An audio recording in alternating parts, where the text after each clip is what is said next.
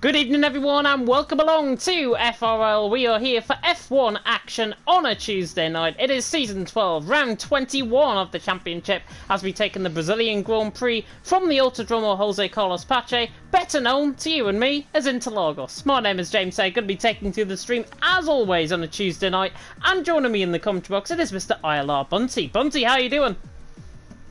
Very well, thanks. Hopefully Brazil delivers like it has done in the last few years. Obviously, I've seen some brilliant finishes and starts to races, so hopefully it delivers maybe a little bit better than F2, which was, apart from turn 1, slightly boring, but I'm sure F1 will deliver as it always does. F1 will always deliver around Interlagos, and I think Interlagos is one of those tracks where a lot of mistakes can and probably will happen out on track. I can see plenty of comments coming in. By the way, I'm not Ball Boy. I'm not Ball Boy. That introduction definitely doesn't say that I'm Ball Boy. And no, you cannot be moderator because I don't have those controls to give you the moderator. And that's the end of that. But we'll go into the championship standings. Jensen out on top on 383 points. Messina in second on 217. Petter in third on 186. He's missing tonight if I'm not mistaken. Rocco in fourth on 168. Denzo in fifth, also missing tonight on 143. Tyne in sixth on 132. Zero seventh on 122. Sparkling in 8th on 104, Amanda 9th on 69, and Hedy in 10th on 68 points. Of course, Jensen has wrapped up the championship, needless to say, about 5-6 rounds ago now. Messina, though, getting that gap out to Petter. Petter not going to be here tonight, so Messina has literally got second place wrapped up if he produces a really good performance tonight. Yeah, Messina you'd expect to probably do well around Brazil. I think in the past he has possibly won the championship. I think it was 3 seasons ago where he did win it, as SH said, name changer, the famous username. But I think I remember seeing in a social one of his laps where he came to the last corner, or I guess you can call it the last corner, which isn't one, and somehow managed to touch the curb and spin out. So I don't think that might have done his confidence the world of good, but I'm sure he's put in the practice. He's definitely put in the practice, and I mean, he produced a really good performance, of course, last time out in Mexico. Of course, coming to you in Interlagos tonight, it is going to be quite different. It is a varying track, of course, in terms of the racing that is going to happen, of course, out on track. Umbra, by the way, who believe is Division 2 commentator Jack, he says, how are you doing, James and Bunty? We're doing very well, I may add. And looking at the constructors' standings, Alfa Romeo on 520 points already wrapped up the championship. Ferrari in second on 363. They've pretty much wrapped up second as well. Mercedes in third on 258. They've pretty much wrapped up third as well. The main battle is for fourth, of course, between McLaren, Racing Point and Renault. 3 points, Bunty, separating McLaren on 157, Racing Point on 156 and Renault on 154. Yeah, I mean, even if you look down all the way to Haas, and I say all the way, it's only 40 points they are off the likes of McLaren, so that's still possible. They can still grab fourth, I think it is, but that fight there is just so close. It's almost like real life, but even closer to an extreme level. I'm really looking forward to seeing who comes out on top, at least in Brazil. Yeah, McLaren, of course, have got the advantage being in fourth position coming into tonight, but as you mentioned, it's 43 points. You can tell my maths is not great. 43 points separating out on track between McLaren and Haas. That is fourth down to ninth in terms of the constructors. You have been given, by the way, a message off T-Hawk. Bunty Cars. Not sure what that means, but Bunty Cars. Okay. Well, if Alt's listening, you meant to go Williams, because Mads, I don't think, is able to race tonight, and Brock is also probably, if he can, gonna go Williams, and Hamilton, if he can remember, it's been a while since he's raced, but he's finally back, he can go Red Bull, so... There we are. Yeah. There we are, and I'm sure I'm sure if they're not watching the stream, of course, they'll pick it up in the Discord what cars they are going to be in. I've been also informed that Messina is now Jamaican, which is very strange. He's left the lobby and he's came back in. He's changed it for a Jamaican flag. What grand, me brother? Jesus. Yeah. We'll ignore the accent, but Messina does like to change countries quite a lot, so he must have a very diverse family, that's for sure. Yeah, I'm gonna be killed off air now because of my Jamaican accent that I just put on, but that's about it. Of course, Cancelled, yeah, cancelled, of course. They've been up cancelled me. I've got one more round to do after this. Interlagos, of course, us drummer Jose Carlos Pache around a 4.2 kilometre circuit, nearly 4.3 miles in 2.6 miles in length. 15 turns awaiting these drivers out on track, and we were trying to run through the corner names. I apologise, first and foremost, if any of these pronunciations of the corners are wrong. It's not my fault being from the north of England. But, of course, we've got the Senna S coming through turn 1, then Curva del Sol at turn 3, down the Retroposta down in towards turn 4 to Cida del Lago, up the hill into Ferradura at turn 6, then through into Laranja at turn 8, and we've also got the slow right-hander, which I forgot. I'm sure you'll pick it up on that. We've got Pivico to Battle turn 10, and then through turn 11 in towards Juncao at turn 12, up the Subidos dos Boxes, and then that is a lap pretty much of Interlagos. Yeah, I think you'd expect, obviously, the main overtaking to be into turn 1 with that slightly downhill into the start-finish straight, so if you do get a good tow and in dry conditions with DRS, you'll be looking to make quite an easy overtake, but the Retroposta, we've seen plenty of overtakes happened, like, I mean, the Ferraris tried it, but back in 2019 I think it was, well that didn't go all too well, so maybe 3 wide there is the maximum, but I think there's plenty of space to have some good racing, and I think we should be underway. Yeah, we should be underway indeed. 20 seconds for the guys to ready up, of course, out on track. Good luck to everyone that is participating, of course, tonight. 17 drivers about to do battle around Interlagos. Are we going to get is that Glock moment from 2008? Or are the two Ferraris going to crash like in 2019? We just have to wait and find out, of course, here around the Ultra Jose Carlos Pache, formerly known, of course, as the Ultra de Interlagos. And we are here, hopefully, with a very good chance of, dare I say it, rain? Yeah, I didn't even blink an eye, or my brain cells didn't even think about it yesterday in terms of there being rain, because it was, once again, bone dry, but hopefully we get some rain in quali, at least, and maybe a dry race. I hope so. I've never had a wet race since I've been back here in FRL, so I'm hoping that there is going to be either wet qualifying or wet race. And if it's going to be wet in any session here tonight, it is going to be very, very tricky indeed. One rub of the curb, one rub onto the white line. It is perfectly acceptable to probably spin the car in those conditions, as though we've been disappointed. It is beautiful blue skies and sunshine. I didn't want to ruin it for you there, so I was very patient checking the stream to see if you loaded in, but yeah, I mean, it's going to be even closer than in wet conditions because of the nature of the track. I think we saw in esports drivers make it through to the, obviously with the full qualifying, make it through to the likes of Q2 by just thousandths of a second, so I'm not sure I think where the margins will be as close as that, but we definitely have some really fast drives in here to make it go down to the wire.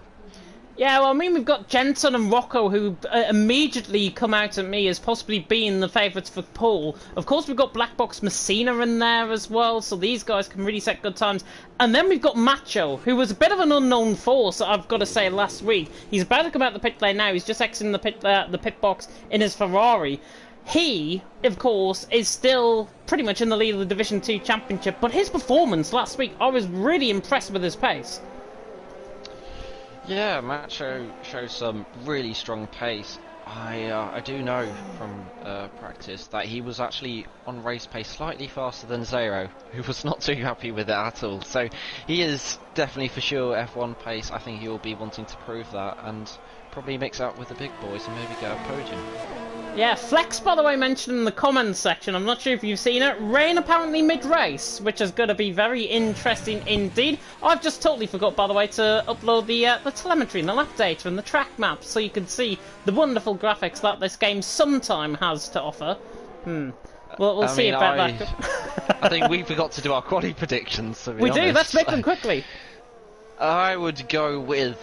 Oh! I feel like... Oh, well, I was just about to say Pelly for pole. So I'll go for Jensen on pole, and I think I'll go with Rocco P2, and T-Hawk P3, who's in the Williams for a change. Interesting. I'm going to go Rocco for pole, Jensen second, Messina third. I'm being a little bit on the pace angle, to be honest, into qualifying. We are on board though with David, and he's just started up on a lap down in towards turn number 4. That's Pelly's AI car, by the way, that he just avoided. And, of course, Pelly got disqualified for the session for blocking the pit lane. So I can only assume he might have actually lost it on the exit of the pit lane. Tried to cover the car, did a J-turn, and he blocked the pit lane. And that is why he's been disqualified from the session. And there's a car... Brock has got no damage, but he did seem to get taken out, like David almost did by Pelly's AI, or disqualified car. That's not ideal at any... I don't know why Pelly's car's still driving though. Or am I blind to see something? No, his car is off. I think that might be Brock going slow in the middle sector, if I'm not mistaken, in the Renault. Yeah, Pelly's car is off the track now. David, by the way, is on a lap. He's just running through those boxes on the run down in towards turn number 15. Hits the wall on the left-hand side. I'm not sure if you saw that. He hit the wall, clouted it on the left-hand side. Got so close to the wall, he hit it. 107.6 though. Starts us off for tonight. Jensen invalid on a lap as Jacko was joined. Macho though goes quickest with a 107 flat. But in terms of lap time, I think we might get, with the top guys, maybe in towards the low 106s. Zero comes third with a 107.3 on a set of mediums. Yeah, it's frustrating for Zero, because I know from his, as he always says in Discord, he hasn't won for 580 odd days or something like that. And his last win was back in F3 in Brazil. And I think he's going to be looking to place second fiddle as Messina takes provisional pole. But I imagine he's going to go mediums in quali, which is really frustrating. However, that might be because of the rain. Yeah, it could be because of the rain. Of course, it depends. If it's going to be mid-race, that's around lap 18. That's pretty much the halfway stage at this race. But it could come earlier, it could come later. It all depends on what the weather conditions are actually going to be like at the start of the race. If it's blue sky sunshine like we're seeing at the minute, then you would imagine that the rain's probably going to come later than the halfway stage in the race rather than earlier. Jensen invalid again on a lap time, but Messina on top, 106.4, already down toward the lower end of the 106s at the minute. Black Box has set a good middle first sector, 17 flat through the first. He's coming up the hill through turn 7 and then in toward Luanha at turn 8 and 9. But Black Box hopefully going to be hoping for a really good qualifying session here as Brock is invalid just about to come across the line. Yeah, I don't think Black Box is pushing. I saw him have to catch a moment through the CNRS, but I think Jack, if I'm not mistaken, is coming through the second sector, who's going to try and set his first lap time of the session. He is indeed. Of course, DXT Umbra is his PSN name, and he's now coming through in towards turn number 10, and then in towards the infamous Jun Sao at turn 12. If you get caught on the outside curve here, you might end up spinning the car. 51.2 through the middle sector from Umbra as he now comes up the hill in towards 13 at the Sabido Sauce boxes. That literally means grandstand to the right-hand side. That's literally what it means. Umbra on the run down in towards turn number 15 toward the line. And a good lap, a 107.5, not too far off the pace at all there from Umbra. He goes quicker than David, quicker than Ballboy as well. But P6 for now, 107.5. Surely it would probably be a little bit quicker than that, I would think. Yeah, he looks a little bit timid throughout the whole second sector, to be honest. I think Jack, I've seen him in the past throw the car around quite a bit more than that.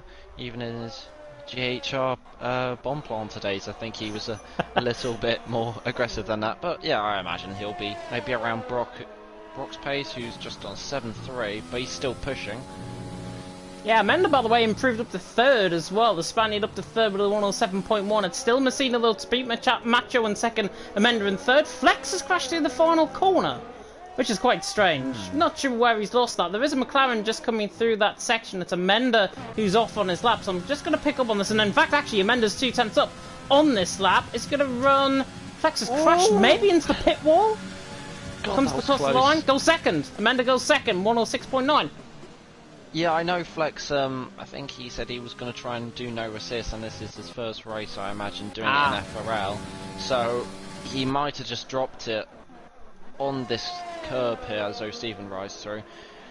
That's not ideal at all, but if there's rain, I guess anything can happen in the race. As O'Steven puts in a lap to put him 4 tenths off Bullboy, but that's on a medium, so not too shabby from O'Steven. I mean, he's never taken the light on the stage to set the world alight with his pace, but you know, I think that's quite a good lap on the mediums.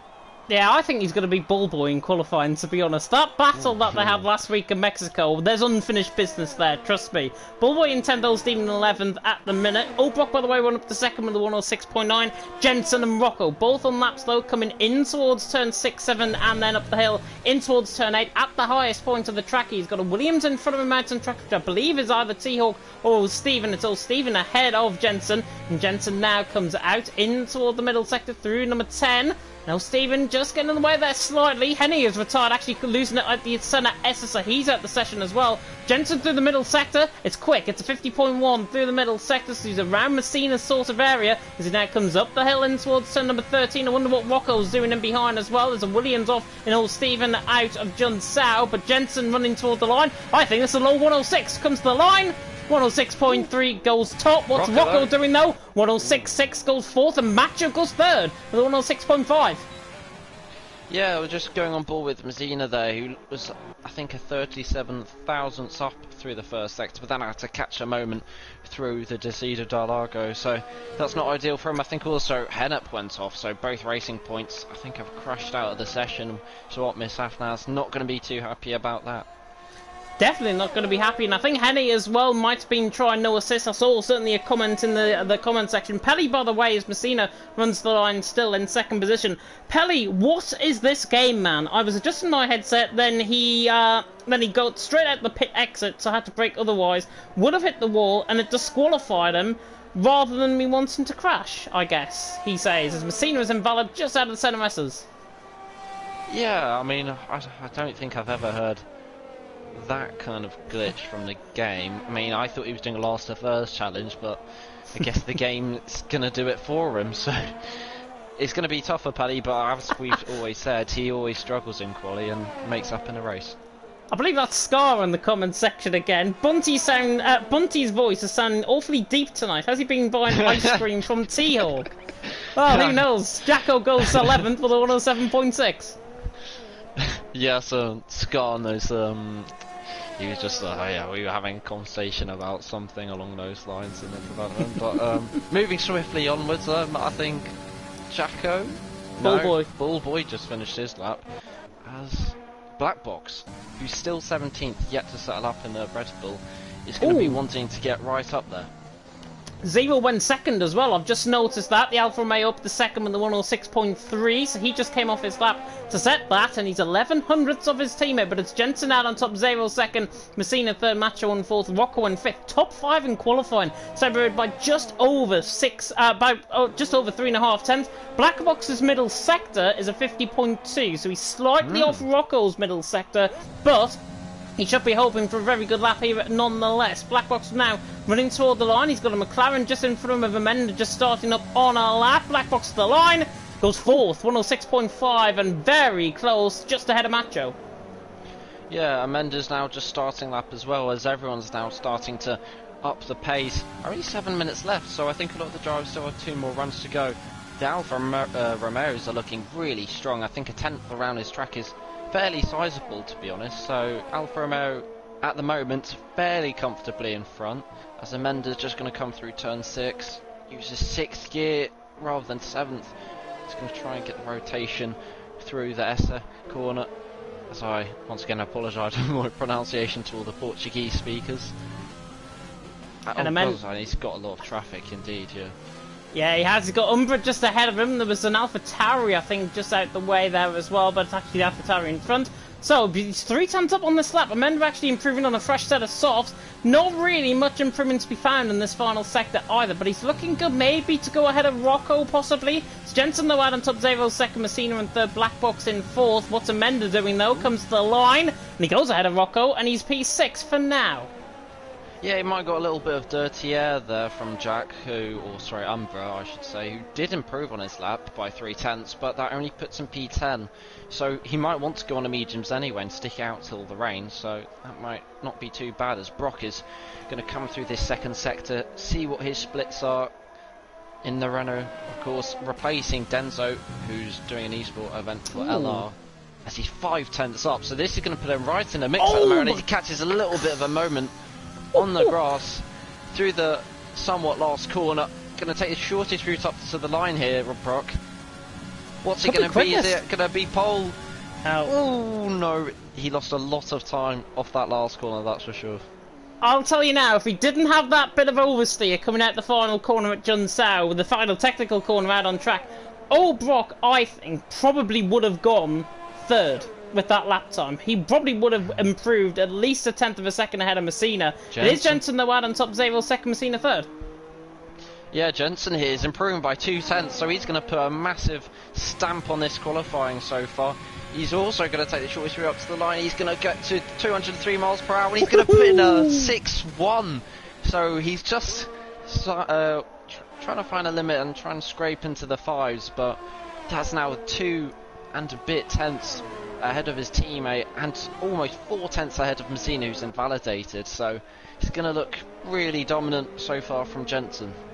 Yeah, Jensen looking dominant, and this is actually the first time we've commentated on him actually been on pole position since I rejoined FRL as well. So Jensen's out on top, Xavier second. Macho, however, is on a very good middle sector, 49.9 through the middle sector for Macho, and he is going to be improving quite considerably, I think, on this lap time as he now runs up towards the final couple of corners. He's very low on fuel, but he runs toward the line and goes second, 106.2. Good improvement there by Macho, and he now puts it in the mix. Yeah, Ferrari power is evidently pretty powerful at this Brazilian track, as Hamilton's going to try and set his first. Jacko's in the wall. Sorry, Jacko was in the wall just coming out of turn 11. I'm not sure if he actually lost it. I caught that a bit mid-on. But Jacko's out of the session just before Junsao. I'm not sure if he got caught on the curb on the inside, maybe tried to recover the car, or if that was just a crash into the wall because he invalidated. I'm not sure, but Jacko, 107.6. He goes 16th now with its JTPM. Bit of a mouthful to say. Going 9th. Yeah, also known as Mr. Hamilton, not the Sir Lewis Hamilton, but he is looking good, as I think Zero possibly is on a lap through the second sector split. He's 500s up at the moment. This isn't going to be any significant improvement at the moment. You can see, I think he's going to be around just behind Macho at the moment. He's going to try and get the shorter up line to minimise the track distance. What's it going to be? It's P2 for Zero. He made up heaps of time off that last corner. Fair play to the Finnish driver. Yeah, 106.1. We have got a really hot, heated qualifying session here. It's Jensen out on top at Xavier second, Macho in third. Umbra has retired in the pit lane, won't be improving above 12th. Oh, Stephen and Bullboy, the only two down in the bottom half of the field, along with T-Hawk, who are yet to try and improve on their lap times. Jensen though out on top, Xavier second, Macho in third. My qualifying prediction's a little bit disorientated, to be honest. Rocco's down there in 8th position at the minute. He looks like he's just preparing up to come into the pit lane. In fact, they're probably going to his final lap. But Jensen out on top, Xavier second, Macho in third. I commentated, by the way, on Rocco around here in LOE, and he drove a really astute race. Do not be surprised if his qualifying pace is worse than his race pace, especially if it's dry. I think Rocco's got a leading chance possibly tonight. Ooh, just seeing T-Hawk go 1,000th up, but yeah, this track is generally, despite Jensen being on pole, provisional pole, is more pad favoured, I'd say, so I wouldn't be surprised to see Rocco, I guess, get up that grid. As I believe, I'd say in the top 8, I think there's 5 pad drivers, so there is quite a pad swing in the top half there, but just seeing there's the top 8 are only separated by just under 6 tenths, which just shows if you can make an improvement by around a tenth, you might be gaining around 2 positions, which is something which probably means the drivers shouldn't back off their laps, I guess, too early.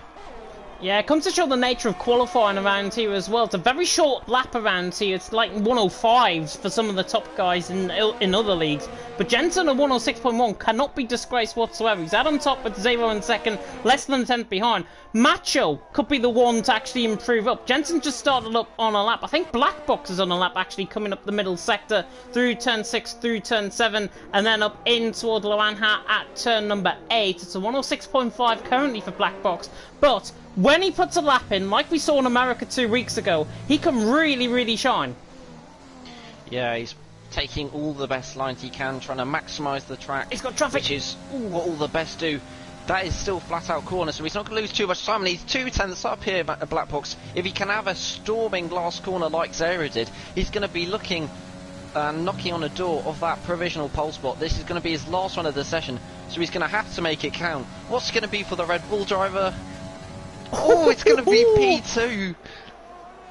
It's a great lap. Jensen's invalidated, by the way. I think we might have another lap, actually, from some of these guys. They did come out of qualifying.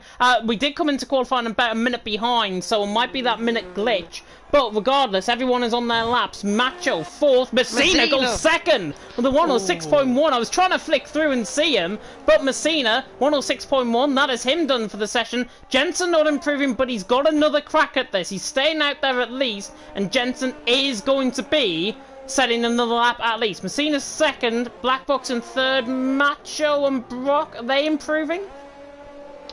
Macho and Brock. Ooh, I mean, Brock's 65 thousandths down. I haven't seen Macho split, if I'm being honest, but he's the furthest man along in terms of the top runners to finish their laps. Coming around the 2nd sector, he's slightly down on his time, but with the smallest of margins, if he can make up even half a tenth, he's going to go P3 onto the 2nd row. So Macho's going to once again try and come through the Sabida, the boxes, and he's pitting. And you can see his frustration. He's not very happy with that at all. Yeah, I think Jun Sao, the exit of Jun Sao really cost him out on track. It was slower than his previous lap. T-Hawk, by the way, has gone 9th. Steven is out of the session in 15th. Yeah. T-Hawk up into 9th. Rocco, what is he doing on this lap? 0 retires, and Rocco's a 10.5 up, so he's not going to go theoretically best here, I don't think, unless it's a flying final sector from Rocco. He is going to be up there, though. Amenda is behind him on the run toward the line as well. What is Rocco going to do on this lap? He runs to the line, and it's a 106.2. Big improvement there. Amenda goes 7th ahead, behind him as well. But Jensen is the one out on top. I don't think T-Hawk's on a lap. I don't think Jensen's on a lap either. Jensen is coming into the pits. Jensen out on top. Messina 2nd. Black Box 3rd. Less than a 10th of a second covering the top 4, and less than a quarter, less than a 10.5 covering the top 5. Yeah, this grid is very, very fast at the top end of it. I mean, I definitely wouldn't expect. I think it's now, if I can do math, the top 8 are all in the bottom 6s, so that just proves that these guys just know how to ramp it up as the season goes on. I think Zena was on a 6.4 early on, and that time's just been blown out of the water. So if he kept that time, he would have been P7. So that just shows you how the drivers, maybe the track is improving, but I wouldn't say that much to warrant lap times to improve by such a large margin. Definitely not, and here is the finishing order from qualifying. It's Jensen out on top, it's Messina, who's not Jamaican, in 2nd, Black Box there in 3rd, Zero in 4th, Macho, who might be Jamaican, in 5th, Rocco in 6th, Amenda in 7th, Brock in 8th, JTP, mouthful to say, in 9th, T-Hawk in 10th, David in 11th, and less than a second covering the top 11, which is good to see. Umbra ahead of Ballboy. Good qualifying from him in 12th. Ballboy 13th. Henny in 14th. Old Steven in 15th. Jacko in 16th. Flex did get a lap time in. Not representative of his pace at all. Pelly, of course, disqualified from the session for blocking the pit lane because of that weird glitch that he referred to. Jensen, the well on top. Messina 2nd. Black Box in 3rd. We have got the top guys at the top of the field, and this should be, maybe, dare I say it, race of the season? Ooh, with rain in the middle of the race, I think this is definitely going to be a contender, as long as all the guys don't go single file throughout the whole of the race like Scale Electrics. And you can tell it does look slightly cloudy, so the rain does seem to be like a London stage, just knocking on the doors hopefully soon. I think the sooner we get the rain, the more it will absolutely throw up spills with strategy. So I think the further it goes along, that will be favourably more for David, because he's starting 11th, so that means he'll be able to select the mediums, which could make it till the rain. Yeah, it could indeed, and it's going to be fascinating, I think, to see how all of this race is going to unfold. But I will throw a curveball out there. If the conditions is like this, this means we've got an earlier chance of rain in the race. I'm going to put it maybe the rain to start around about lap 10, lap 11, normally around here. Then we get a bit of a mid-race period, 15 minutes rain. 15 minutes rain is quite short around this track, so that's what you've got to bear in mind. And I think if the rain is to come and the rain is to stop and the transitions obviously to inters, then I think we're probably in for a really, really interesting race here tonight. 36 laps, of course, awaiting the drivers out on track. But looking at the strategies, it does cry out to me as if we're going to be getting rain maybe later on in the race compared to earlier on. Top 10, of course, on a set of softs. David, Umbra, Henny, Jacko, Flex and Pelly are all on a set of mediums. Ballboy on a set of hards, which is quite interesting. Stephen on a set of softs. So there's a bit of a mixed picture. Everyone's Jeffs, I think, are telling them different things. Yeah, I think we got Jeff in the commentary box who unravelled that strategy to perfection. I mean, if it was to be not enough rain and just a simply dry race, I do think it'd be an easy soft medium, or maybe not too easy, but I think usually you'd see the drivers pitting around lap 15, 16 for the mediums, which can, if you're very kind on the tyres, unlike some drivers I should say, in F2 Mexico and not get a puncture, then I think you'll be looking for the optimal strategy. But obviously rain just totally throws that out the window.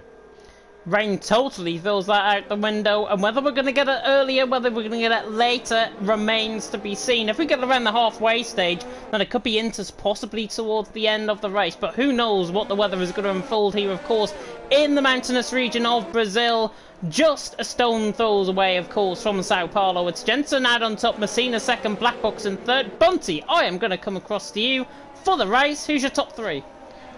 I keep on forgetting the racing quali predictions, so I've been put on the spot again, but I think I'll probably go for, by my heart speaking louder than my head, I think I'll go for Zero for the win. Maybe, I think Rocco to sneak in for a second, as you've persuaded me that he will be on that podium, and possibly Jensen making an Alfa Romeo double podium. I'm going to go... Your race predictions, quickly. Yeah, I'm going to go Jensen for the win, Black Box second, Rocco third. Why not? Let's see how that unfolds, of course, and we're about to get going here for 36 laps around Brazil.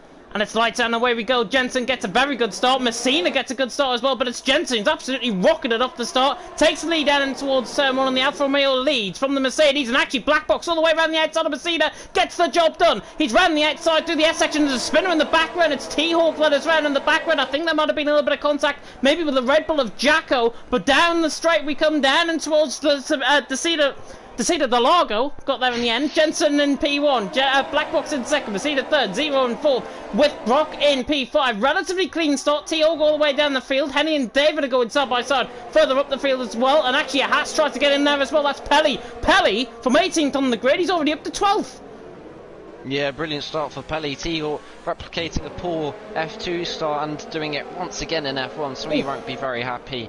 But Zero and the top four, they are all so close. Zero was thinking about a move into turn 6, but just went so wide with the dirty air, which is so prominent in the second sector. But off Junkao, he's going to put it up into overtake. I don't think he's close enough to Messina, and I think the top four are going to stay as it is. But the AlphaTauris are scrapping away for P9.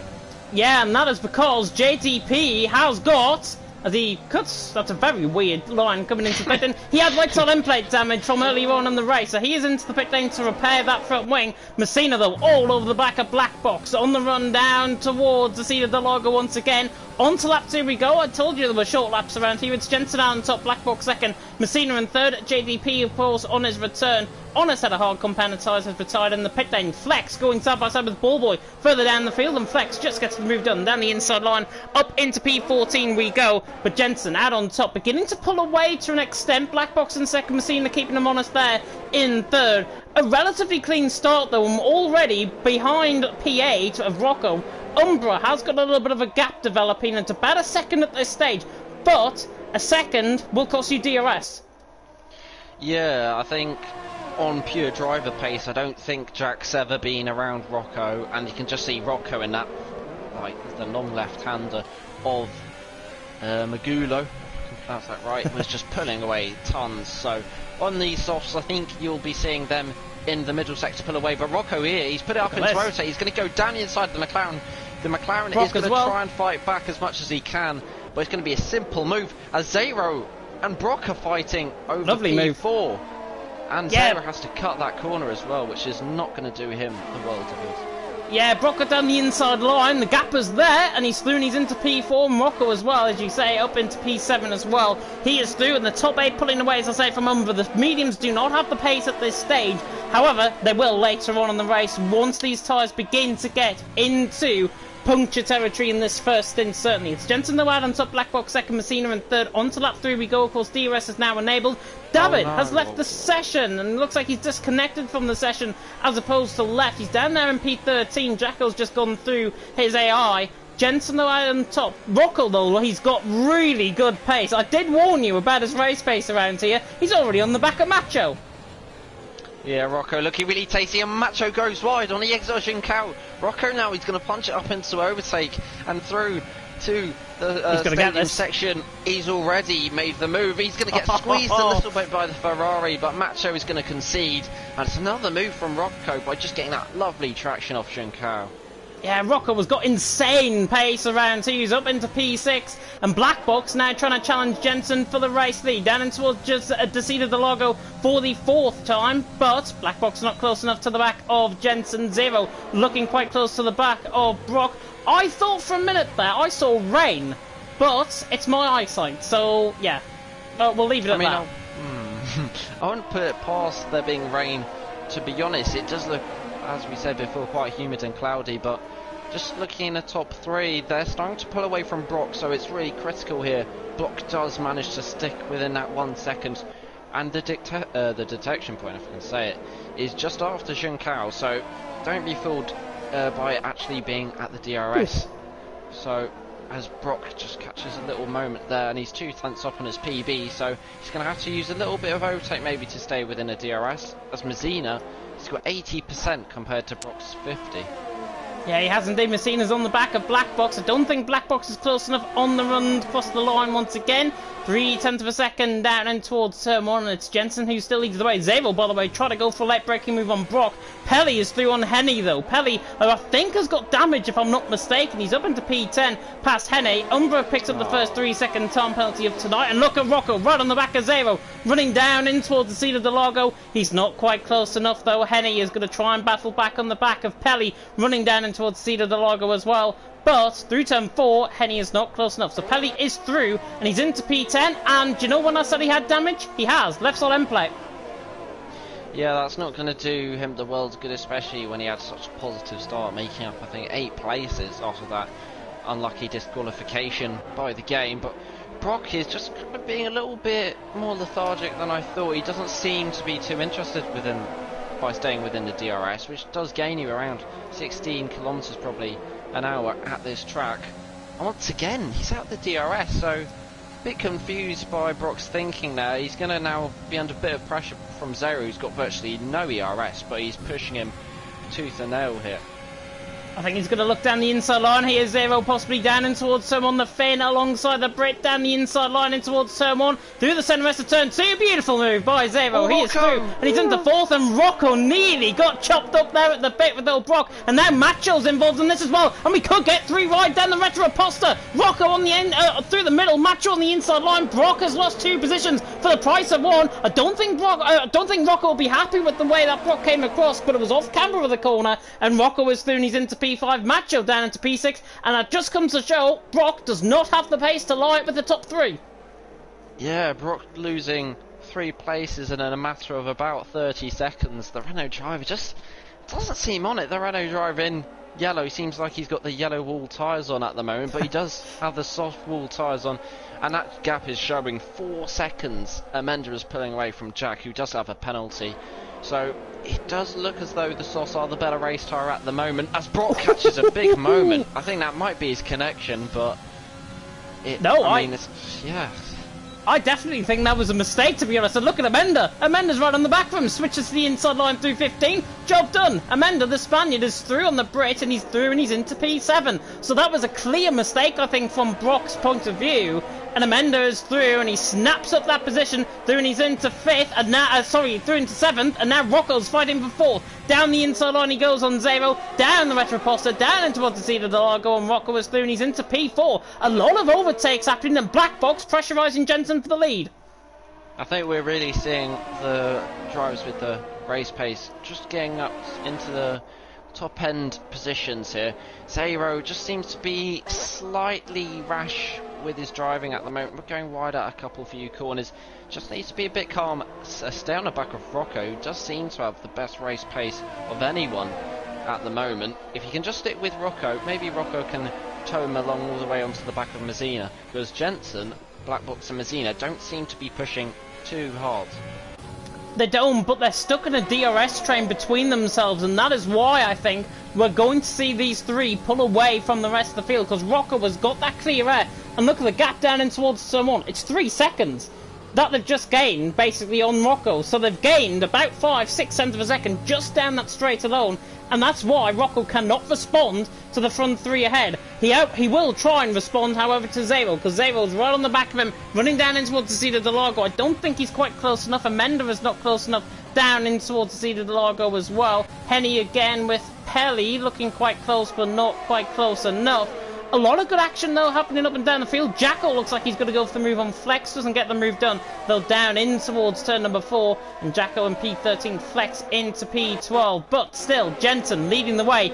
I think, for the first time in the race, I can be confident in saying Jensen's beginning to pull away from Black Box. Yeah, he's using up a lot of his DRS to do it, but Black Box still seems slightly comfortable sitting in that DRS zone. The top 3 guys are lapping in around the mid-9s, whereas Rocco's lapping around the high 9s, so that's why the gap is falling steady. Oh, it's raining! Rocco's POV, there is raindrops, that is for sure. So it's going to be now, who's going to be the first to pull the trigger and go into the pits and put on those inters? But Zero's not going to wait too long for the rain. He's going to make the move already and get P4. I did say about lap 11, lap 12, but it's lap 9 that the rain is beginning to fall. Whether or not this rain will wet the track enough, though, for it to turn wet is another thing. Black Box trying to go for the lead on Jensen down the inside line, and now Rocco's trying to fight back on Zero. Down the inside line to see the logo, forced him out wide slightly, but Rocco was through. The inside gap was there. Zero ran off camera the corner, and Black Box is right on the back of Jensen. Goodness me, I don't know where to look. Yeah, 2 battles going on at once, both involving the Alfa Romeo trying to defend, but Rocco did manage to get a pass, but the other Alfa Romeo actually manages to keep the position, which is going to be very important, given in the rain it can be very, very difficult to hold off the other drivers. But this makes me think possibly, with how hard they're fighting, there's a chance that the rain could be quite going on for quite a long period, because otherwise I think they'd possibly not be too impatient, as maybe... It's Black Box. It's Black Box for the lead. Down the inside line, can he get the move done? Yes, he has. He's got the job done, and Messina comes like a wrecking ball onto the back of Rocco, I should say, fighting out with Zero for P4 and 5. Goodness me, now Jensen's going to try and fight back on the back of Black Box, down in towards the Cedar de Largo, but he's not quite close enough, and Zero's right on the back of Rocco, looking down the Retroposter, looking in the barrel of the gun, and now runs to the outside line. Rocco chopped him off, and to be fair, Rocco had the inside line, and he was alongside him into the corner, so he defended that position well, I think. Yeah, similar to Gasly Norris situation, but luckily for both, they did make the corner as Amanda gets so close to the Ferrari, just sniffing the pizza sent off that car as we look, and it does seem as though Jensen's trying to get as close as possible around Merigulo into Juncao. He's just going to need to be around 5 tenths, and that should work the magic of the DRS. He's going to put it up into overtake, I think. No, he isn't. Oh, now he is. Okay. So he's just planning this, I think, so he doesn't spin out. Oh, Black Box is in! Black Box is in, so he comes into the pit lane from the lead of the race. And now, this is interesting, because is he going to go into dry compounded tyre? It looks like it's hards, if I'm not mistaken, he's coming out on. And it's inters! That's way too early, surely! That is way too early for Black Box to come in. I think he's underdone this. Ooh, it's going to be very tight, this call. We'll see here on board with the Mazzina how much the softs are going off. It doesn't seem to be hailing it down at the moment, to be honest, there's... T-Hawk's right on the back of Pelly, down the inside line, sorry to cut in, and now T-Hawk gets the move done, down the inside line. I think we saw a little bit of contact and all of that between Jacko and Henny, possibly, and that's why Henny is now down into P12, but is the rain falling enough for it to be Inters? There's hardly any spray on the tyres, and look at Bullboy. Bullboy's quicker than Black Box. It's not Inters. I think it's 2 laps away. And Bullboy actually makes the move on Black Box there. So I think Bullboy could be playing the team game here. But talking of the team game, Mazina's made the lost move it. on Jensen. I think Jensen's made a mistake, but neither are going to pit here. So Bullboy might be doing a Mercedes masterclass, actually holding up Black Box. And Black Box is just going to be in that cockpit, just waiting and hoping during the rain dance that the rain just falls a little bit heavier.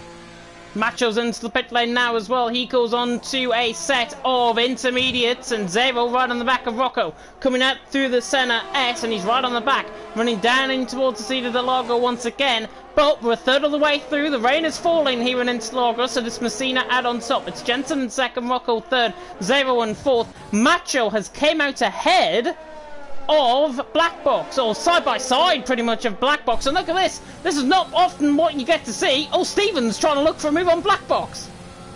Yeah, no, Stevens made it. So Steven might even try and get P13 here. He is so Stevens trying to flex the muscles on these softs. He's actually going to make the move.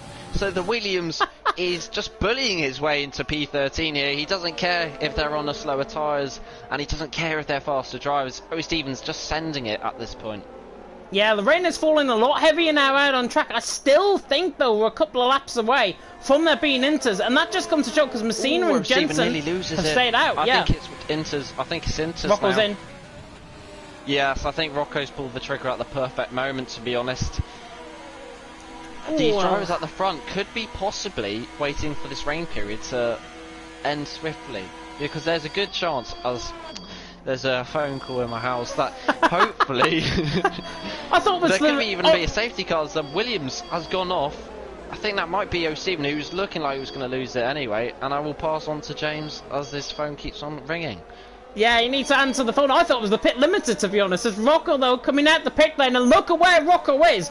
Rocco is miles ahead compared to Macho and Black Box coming out the pit lane, and that is brilliant for Rocco's point of view. Has he made the call brilliantly here on into P10 and a VSC? A VSC has been deployed out on track, and I'm just going to try and see what the VSC is for, and I think it might have been for Flex possibly. Yeah. Doesn't have a single bit of front wing on his car, so having no assist. He was looking alright, to be fair, at the start of the race, but he just now seems to be really struggling in these wet conditions, which is quite understandable, given with no assist you can just drop it on traction or locking up, as we do see. This is perfect timing for the top two, top three even, but Zero is going to have to continue because his teammate is in the pits. I'm not sure, to be honest, why he's continuing.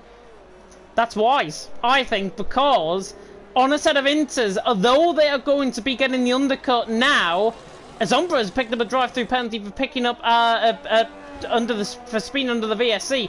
Zero leads the way. DRS is still enabled, by the way. DRS is still enabled out on track. Zero and Brock, I have got to be honest, I do not think this track is getting wet enough for Inters, if I've got to be brutally honest. And look at Black Box. I'm not sure whether it's because he has damage, but if Black Box is switching to dry tyres, I think that says it all, to be honest. Drive-through. It's a drive-through. Oh, okay. And a Macho as well. And Black Box. Well, that's not great because the car. Is there any car? There's the racing point behind him, but luckily he goes. But Black Box clearly just really frustrated. It wasn't brilliant in Mexico, and I think he lost his wing. But in terms of Zero, he's got nothing to lose here. And looking at the gap, just hoping, just to be sure, actually Messina is starting to close in on Brock. So Zero's now going to be hoping it's going to go dry. But is he going to pit Zero? He's going to carry on. And Brock still is going on. Brock's pit. in.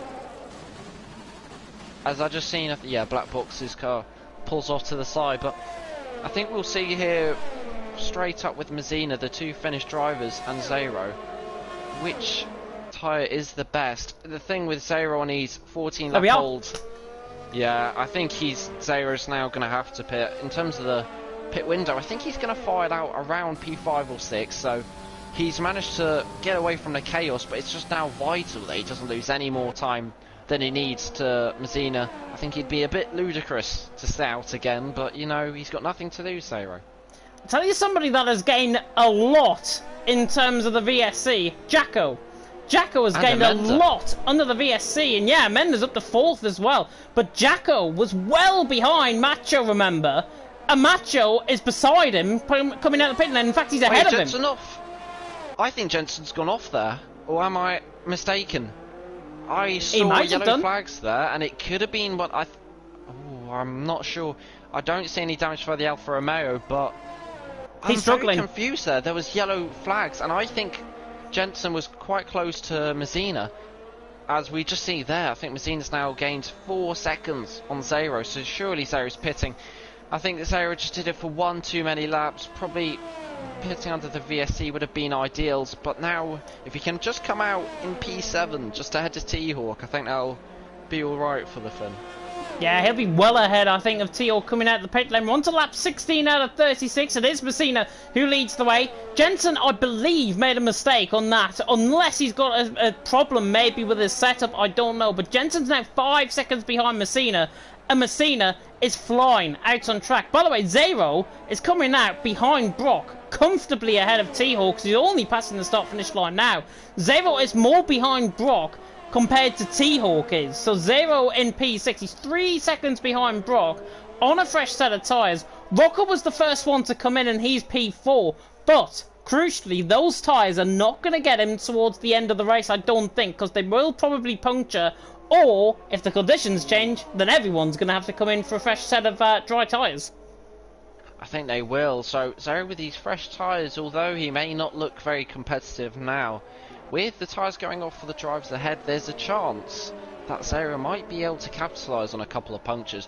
But that all happens if this rain stays around, and it does seem to be getting slightly darker, but there's some bits of very nice sunlight coming through, but Zero's just going to be hoping a tsunami hits, to be honest, because he really needs this to be rainy conditions for as long as possible in Sao Paulo. Yeah, tsunami of rain, I think, is what we're hoping, like Malaysia 2009, possibly. Messina, though, out on top. Jensen in second, Amanda in third. Of course, there was thunderstorms back in Malaysia 2009. If you're old enough to remember, you remember. Jacko's on the back of T-Hawk, though, on the run up through Sabino dos boxes. He's looking quite close to the back of T-Hawk, but don't think he's going to be quite close enough. But he is a major gainer, along with T-Hawk, who are ahead of Macho, who are ahead of the likes of Umbra as well, who obviously picked up that drive-through penalty. Rocco now, though, putting in the pace. He's on the back of Amanda, and if there's a man to try and excel around here, it is Rocco out on track. Who did I go, by the way, for my top 3? I forgot. I cannot remember, as there's a Williams. Oh, I Stephen. think that's Stephen who's pitted.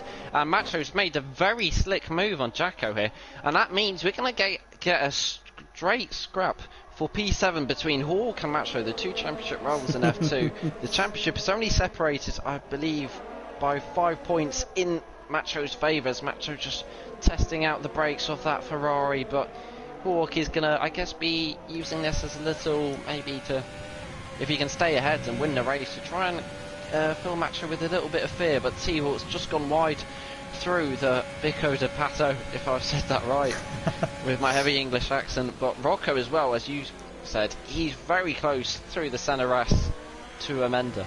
If he gets a good run out here, he's going to get the move done down in towards turn 4. It's just the exit of the corner where he really loses the traction, and that's why Amenda gets away by 0.4 of a second, and in fact Amenda just continues to pull away that gap and stays in P3 for now. Brock, by the way, is beginning to catch as well. Oh, Stephen, by the way, is now lapped, so he is behind, but interestingly, he's got under a set of medium compounded tyres, and I mean, if that's anything to go by, it's not mediums out on track.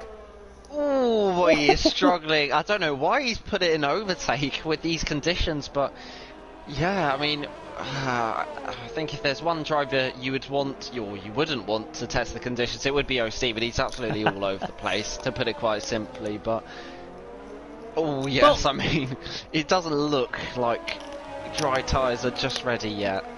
It could be ingenious, actually, because he might think that the rain is going to be coming... the rain is going to stop very soon indeed out on track. And it almost looks like it is going to stop because the rain is still falling, but it's falling at a light pace, I would say, compared to what it was even 5 minutes ago. And old Stephen, he'll get those tyres warmed in. Yeah, he'll be a lap down possibly on the whole field, but crucially, as Rocco's right on the back of Amanda down in towards turn 1, crucially, old Stephen will be the quicker man out on track if it decides to dry up. Macho, by the way, is on the back of T-Hawk, and we saw this in F2, of course, on Monday evening, last evening, of course. So Stephen's back into the pit lane, so clearly thinks that the mediums are not going to go the way. Macho's going to try and launch it on T-Hawk. T-Hawk cuts across, defends through turn 1, now through the centre rest of turn 2, and now through the Covered del Sol at turn 3, and Macho right on the back of T-Hawk, and this is job done for Macho, surely. They fight side by side, the two rivals from F2, going wheel to wheel, bit of wheel banging down in towards the seat of the Largo, and T-Hawk stays ahead for now. That is critical for T-Hawk. This middle sector is almost impossible to pass. Oh no, double side by side here! In the middle. Macho's going to try and stick around the outside of turn 6. T-Hawk, they bang wheels, the Williams on a Ferrari, and Macho's going to have to send it into turn 7 now. So they're really going at it here. Yeah, it's getting very aggressive between them both, maybe too aggressive between them both, and T-Hawk is in P7. It's Macho that is actually doing more of the aggressiveness, I would say, compared to T-Hawk. By the way, Rocco is going through an Amenda, down the inside line in towards turn number 1. He's side by side with Amenda, the Spaniard, but Rocco dives it. Daniel Ricciardo West on the brakes, brilliant move. Rocco is through and he's into P3. That is picture perfect from Rocco. He broke slightly earlier, he came back into the slipstream of Amenda. Oh, Amenda's going to get it back, and Rocco spins out, and he's hit the wall. And he's... Oh, I thought he was out the race, but he's not, and Rocco... Oh, honestly, you have to feel sorry for him. He had that move done. He had that move done, and now he's in the wall, left side end plate damage, and now he's down to P6. Commentator's curse at its finest. Macho as well, he's not going to... I mean, he's going to be seeing that Haas probably with the yellow flags. So he knows if he can make this position, it will be P6. Macho's going to switch down the inside, and he isn't going to be able to brake late enough. As Pelly makes a move for P9, so all these overtakes in wet conditions. And, I mean, looking on Jacko's POV, it might just be because he's behind a car, but if I'm seeing what I'm seeing, I think it's actually getting heavier, the rain. Rain is getting heavy. It's only getting a lot darker as well, I would say, out on track, and that means more rain. Does that mean maybe rain to the end of the race, perhaps? Who knows? Macho's on the back of T-Hawk for P7 and P8. These two fierce rivals, of course, in F2 have got another former F2 rival in Pelly behind them, and Pelly is one of those men who, on a set of inters, can really put it towards the best of them. And this is probably the time, as Rocco is in the pit lane to repair that from wing damage. T-Hawk Macho on, Pelly's off! And that's the commentator's curse, and Rocco, so it's double trouble for the both of the horses. Did Pelly recover that? No, he's in... Oh, no, he has recovered that. How did he recover that? He did lose a position, but he's only lost about 2 seconds to Jacko, so fair play to Pelly, using some, obviously, MP Dutch Max Verstappen-esque driving there to keep it alive. I'm more confused about how he kept that, to be honest. I thought that inevitably, I saw it coming through turn 12, I saw him on the grass, and I was thinking, yeah, this is ending up in the wall, and this is ending him up DNFing out of the race. He's P9 still, and he's closing in on Jacko once again. So Pelly, trying to get the grass off those tyres out of turn 12, took the Kimi Raikkonen line through turn 12 in 2012. Pelly now through and flexes out of the race, coming through Sabina Dos boxes, where Alonso, of course, crashed in 2003, and a VSC. Car. So this could spice things up here, because Jensen's gone past Amenda, so it's down to Amenda, but does he want to pit here? Because Flex once again bottles it at the same kind of area. I can see Zero pitting to risk it, but he doesn't want to. On those fresh tyres, to be fair, I don't see any point unless possibly there's it's going to dry the track very fast, and we are going to switch back to dry conditions, but definitely this race is going to get even feistier and even more entertaining as it goes on for the next 14 laps. Yeah, Relentless Nathan in the comment section. I'm not sure how he's dragged his way into this, but Rocco DNFing out of the race down there in 14th position. Macho, by the way, is in. Macho is into the pit lane. I wonder if this is for a fresh set of inters. Oh, it's wets, actually. It's wets he's going to go on.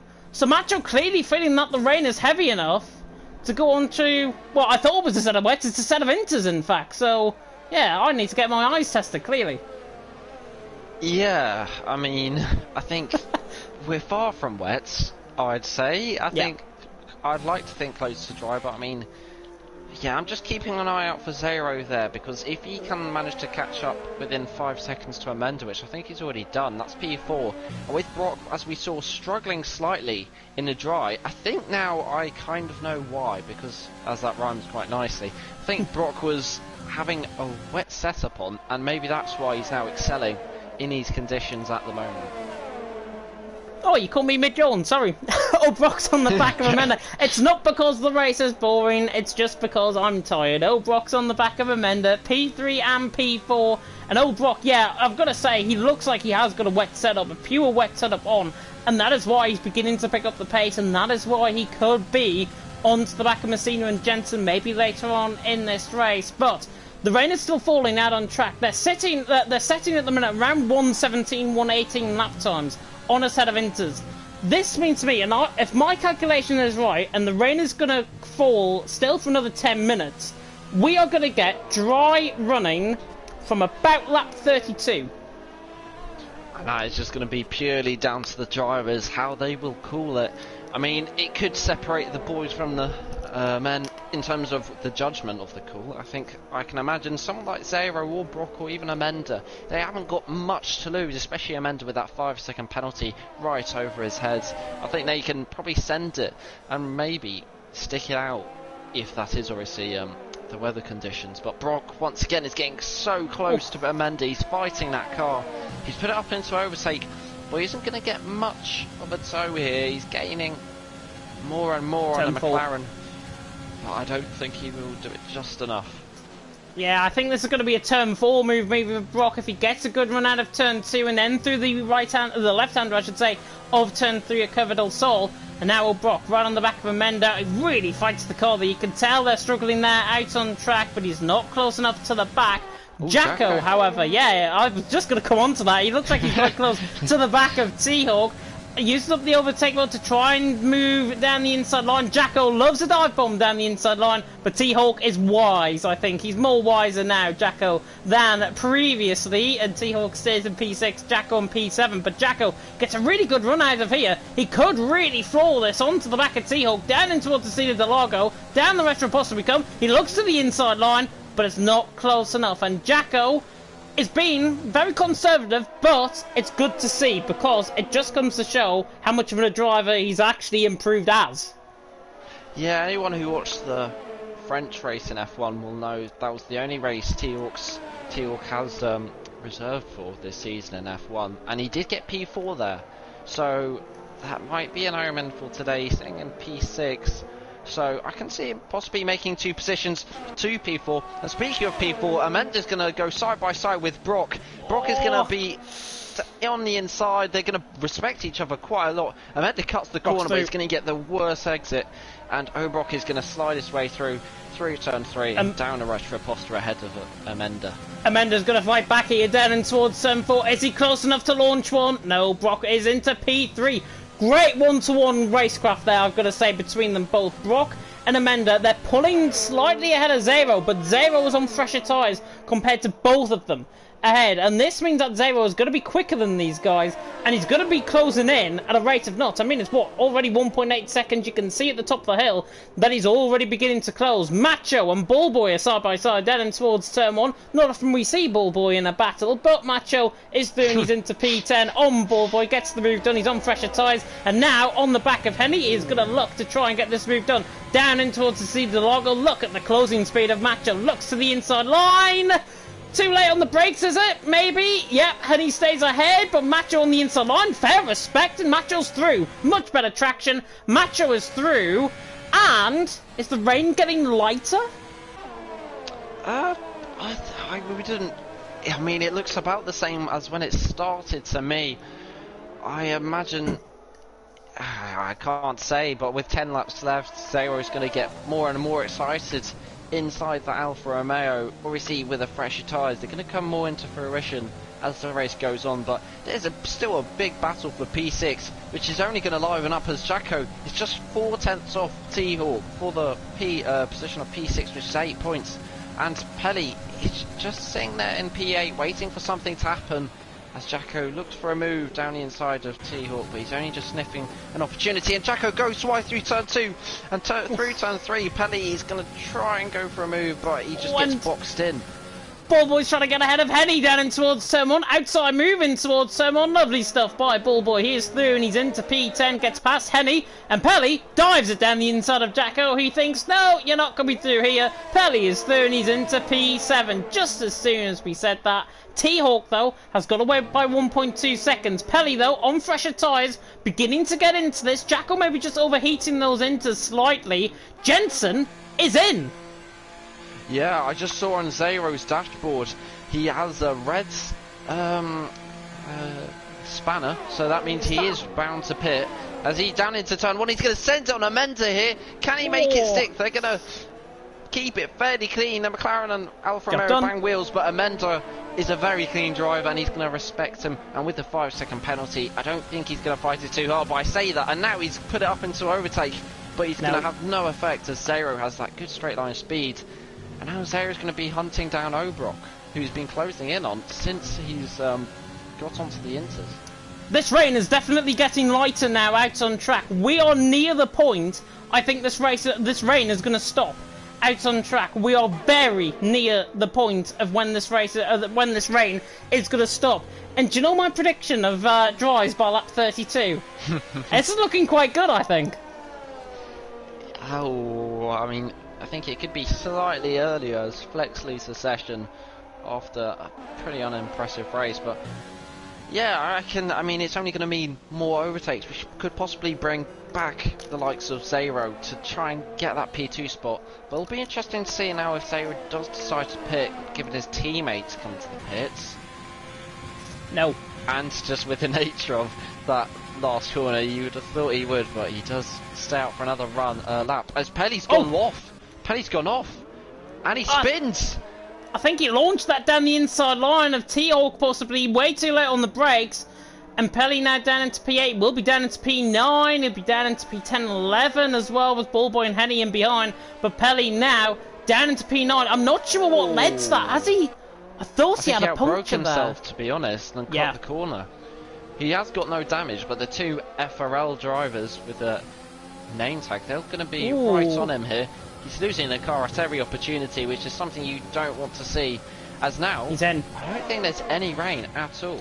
So that might have been the perfect spinning time for Pelly there, as he's going to get... I mean, DRS is not enabled just yet, so... I mean, looking at Jensen, I don't think it's much... Wait, Jensen's not gone... Jensen's gone inters. Pelly's gone softs. Just realised. Yeah, Jensen came back in onto a fresh set of inters, but look, Pelly is now onto a set of soft compounded tyres, and Jensen on a fresh set of inters in P5. That's the wrong call, I think, but is it going to be the case where we are going to get dry running towards the end? Oh, Stephen is now in for a set of softs. They're beginning to call in, Amenda's now in, and this is telling. I still think, though, this track will dry quick. I still think that we're 2 laps out. Amenda doesn't, though, so... Amenda, he has to serve that 5-second penalty, so that might mean he doesn't get the undercut over Zero, but that's really going to hurt Jensen. It might have been just a pure mistake not to select the softs, which is definitely, it happens to the best if you're in the zone and you just, you're all focused on the driving, you forget to change tyres. It is the worst feeling when your race crew do put on a pair of inters, but the race crews are no the wiser, none the wiser than the drivers, but... Amenda here, he's going to exit the pits and he's going to come out, just ahead of T-Hawk, so that's going to help Amenda quite a bit to close in on Jensen, and he's going wide, and it's definitely not softs yet. Definitely not softs, definitely not dries. We are still, as I say, about 2 laps out, I think, from these tyres beginning to go. I wonder if we're going to get into a situation, actually, where people on the set of inters stay out, risk a temperature of the puncture, just because Pelly is out of the race and it's a VSC. Oh, no. Oh, I'm not really sure. I'm not sure whether Zero or the top 3 or Jensen, they clearly aren't pitting, but the track looks bone dry. So I don't see why they didn't pit there.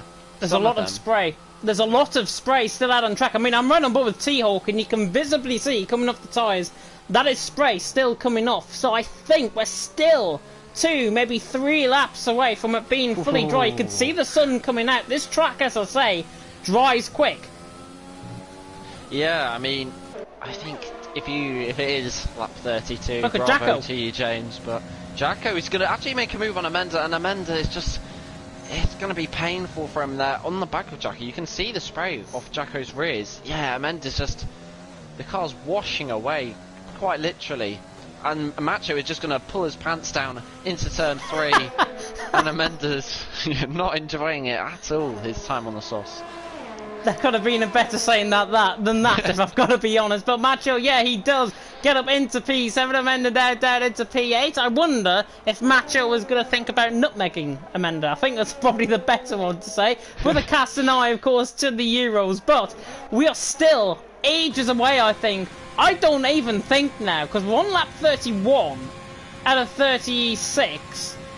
There's spray. This is beginning to get less and less, the spray. I guarantee you it's either 32 or 33 we're going to get onto a set of softs, and it's going to be DRS enabled. Oi! Zero just there catching aside. Did he say there's DRS enabled? Or? No, I said, with the limited spray coming off the tyres now, we're not too far away from there being DRS enabled. Probably either next lap or the lap after.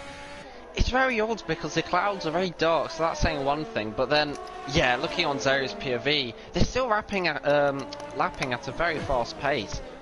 But I mean, Zero, if he can stay here ahead of Jensen till they come into the pits, maybe on lap 32 we can pit, then that will mean he's actually secured a podium position, because Jensen's gone onto the Inters, which is a big mistake, because I think he was close to punctures, getting a puncture. But that does mean he now has to box once again on the sauce, which just helps Zero all the more, because that might mean Brock even is close to a puncture, or even Mazzina on these very old tyres. So I think keep an eye out for maybe a possible puncture from the top 2, that's for sure. Lap 32 out of 36, spray still coming off the tyres, albeit on a very limited effect. Messina leads the way. Ballboy has just overtaken Amenda, so that just comes to show it is still not softs out on track for any of these guys. But Messina is taking this lap a lot slower than the last one. He's got a Red Bull ahead of Jacko, but, and only but, there's hardly any spray now coming off these tyres. We are moments away from this turning dry. Oh, Stephen, has spun under under the yellow Fourth flags. pits. Macho through, and T-Hawk is in. So T-Hawk obviously feels that his softs, but Gap is coming down. Amenda's staying with Henny, by the way, still now. So Yeah, Amenda's it's beginning to definitely switch this lap. over. I think you've turned, you've basically, I'm not sure whether you know the codes in this lobby, but apparently it is lap 32. Everyone is boxing for sauce.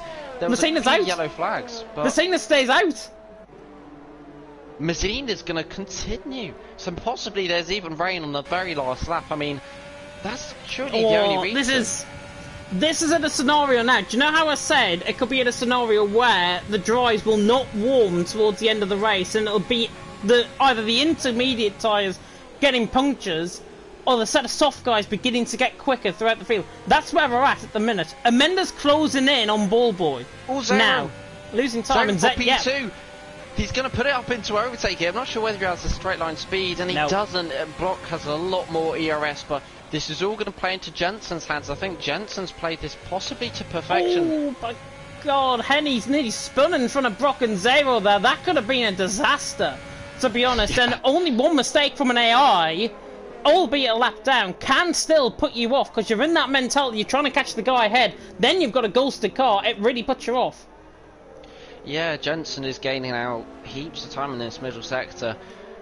And honestly, I do not see why the drivers aren't pitting for dry tyres. Because, I mean, looking at Mazzina, surely he's going to come into the pits to now. the end.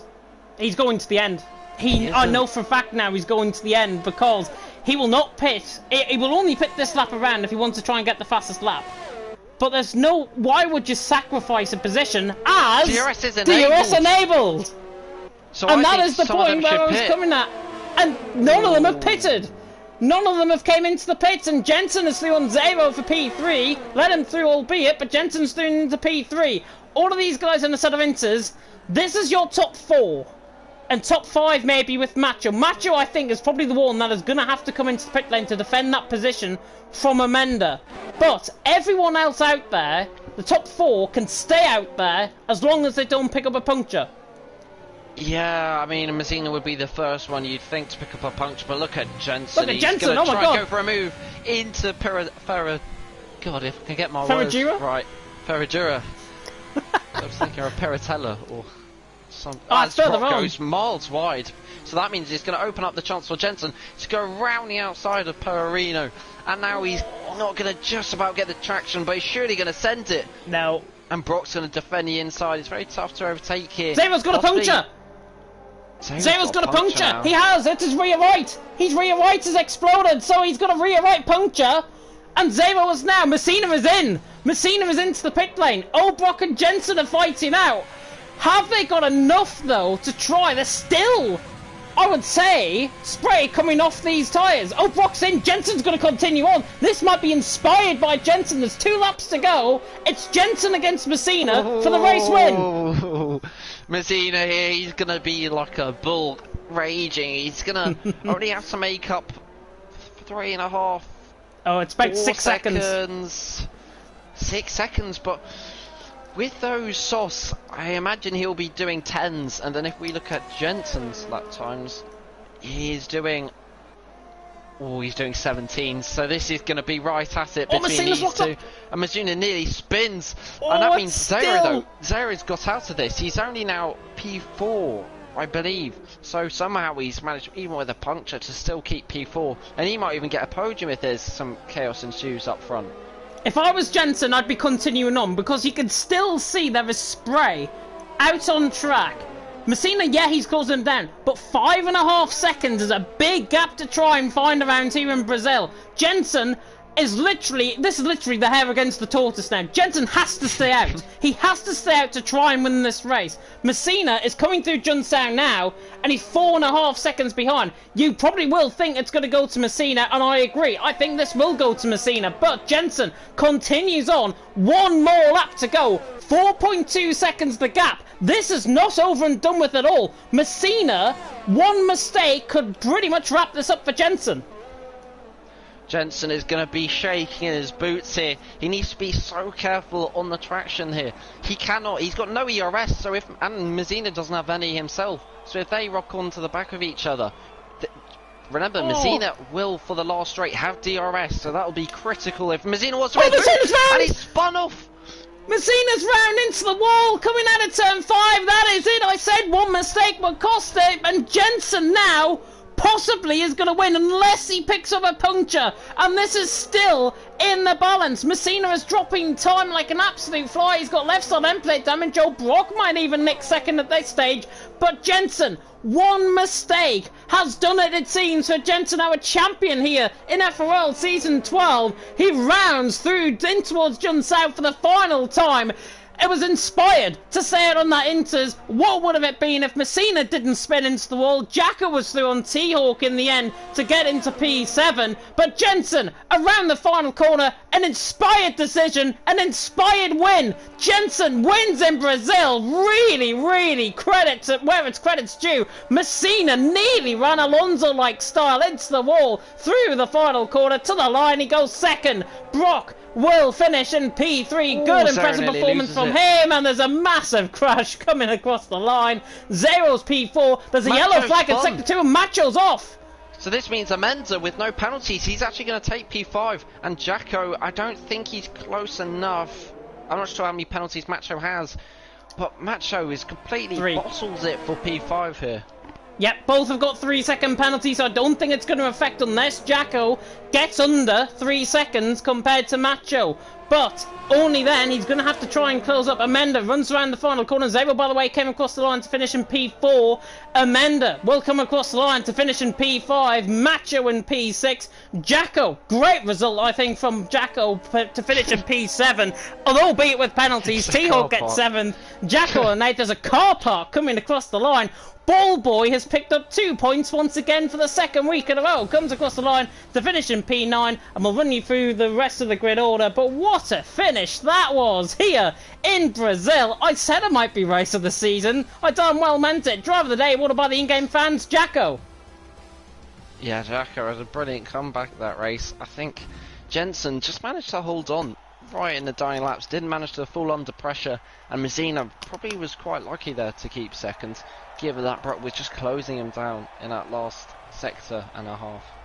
I honestly think if Messina didn't spin coming out of turn 5, it could have been a photo finish. I don't think he would have caught him, to be honest, because Jensen had too much of a gap to try and defend off the back of Messina. But that's ifs, that's buts. That happened. Messina in second position, and it's Jensen who takes the win. First position on the grid, stays there as well. Messina in second, Brock in P3 with Zavo in 4th, Amenda in 5th, Macho running off the top 6 with T-Hawk in 7th, Jacko in 8th, Ballboy in P9, and Henny picks up his point as well in P10. David finished as well with Umbra. Stephen also finished as well. They're down in 11th, 12th and 13th. Pelly, Rocco, Flex, Blackbox and JTPM all DNFing out of the race. What a crazy, crazy ending. Jensen has won, Messina in second, but what could have it been if Messina didn't spin?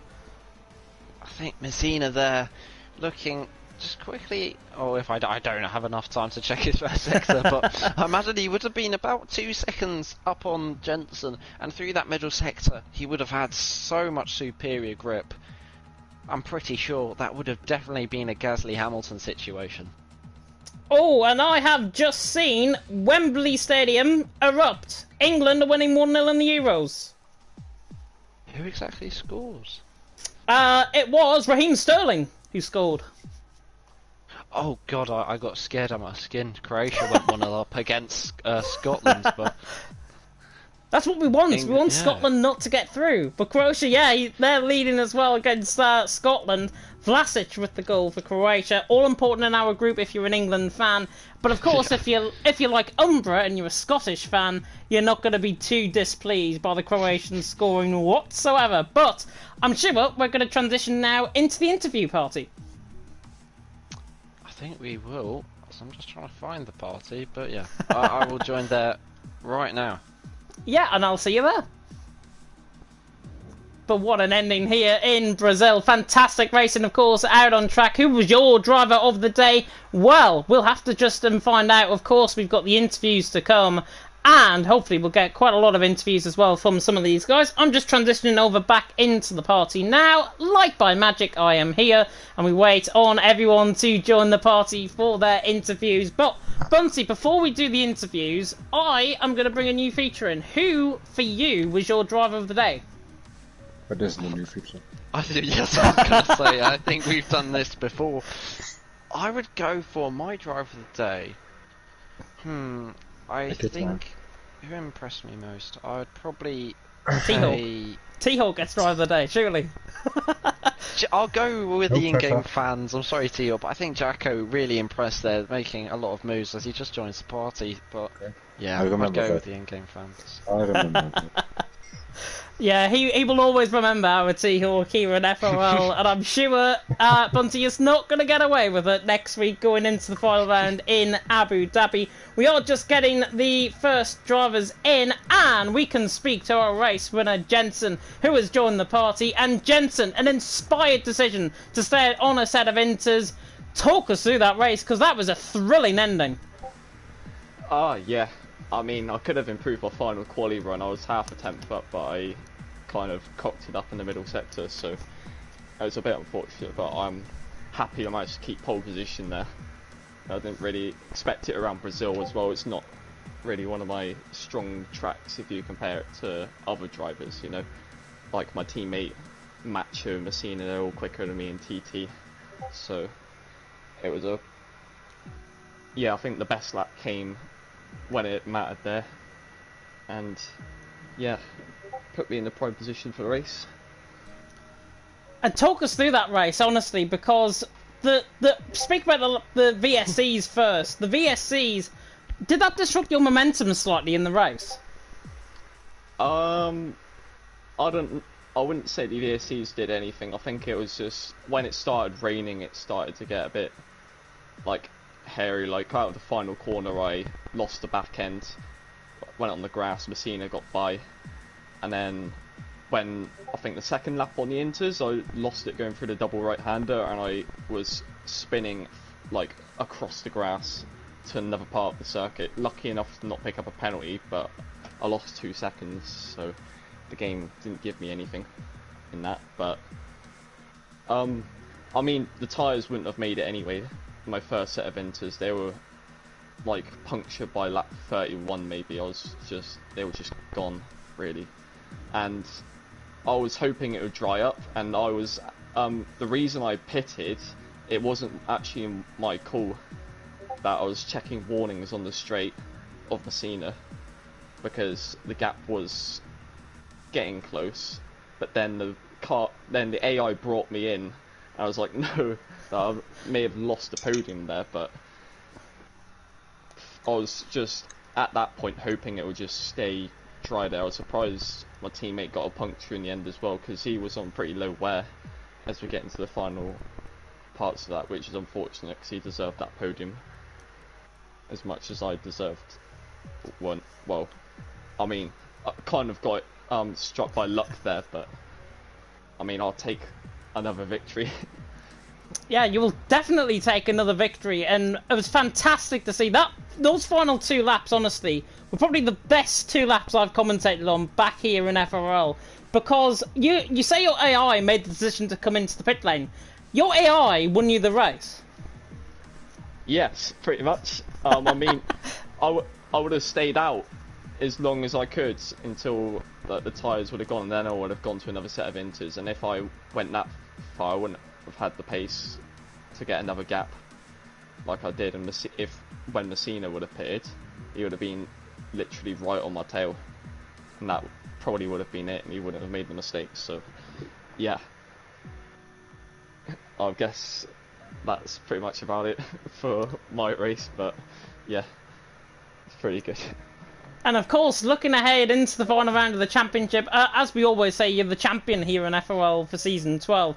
But going into the final race of the season, are we going to see another inspired qualifying for you to try and wrap up the whole position, or are you going to try and last the first? I've done my 2 last to first, really, and seeing how they both turned out, really.